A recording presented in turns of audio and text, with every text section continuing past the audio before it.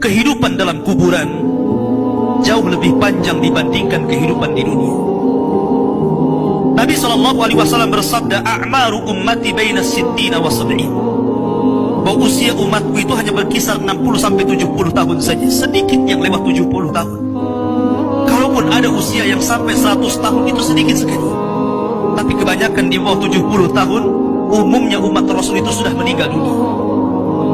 Tetapi ketika orang masuk ke dalam kuburan, usia dia di kuburan sampai kiamat ditegakkan itu panjang sekali. Anda bisa bayangkan, orang yang meninggal sejak zaman Nabi Adam sampai hari ini kiamat tidak dibangkit-bangkitkan, menunjukkan bahwa kehidupan kuburan jauh lebih panjang dibandingkan kehidupan dunia.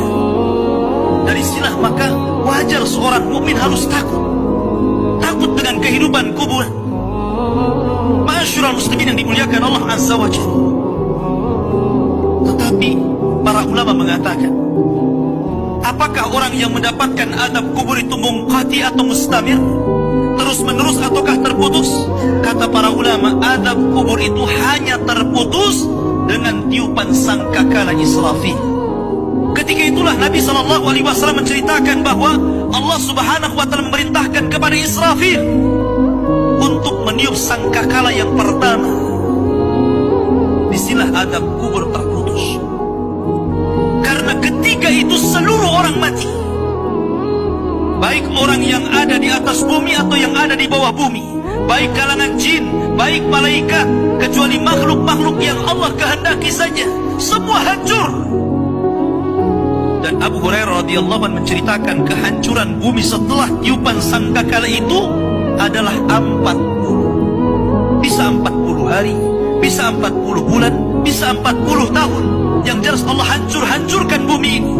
Allah luapkan lautan ke daratan. Allah jatuhkan bintang. Allah hancurkan gunung sehingga seperti kapas yang dihempas angin. Itulah yang disebut dengan kehancuran alam atau hari kiamat. Baru setelah kemudian bumi tidak bulat lagi, tapi bumi terhampar. Allah ganti bumi yang kita pijak dengan bumi yang baru. Itulah yang disebut dengan padang mahsyar.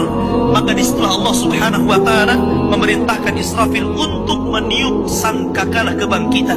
Yang kedua kalinya Israfil pun kemudian meniup sangkakala. Maka dari situlah manusia keluar dari perut bumi.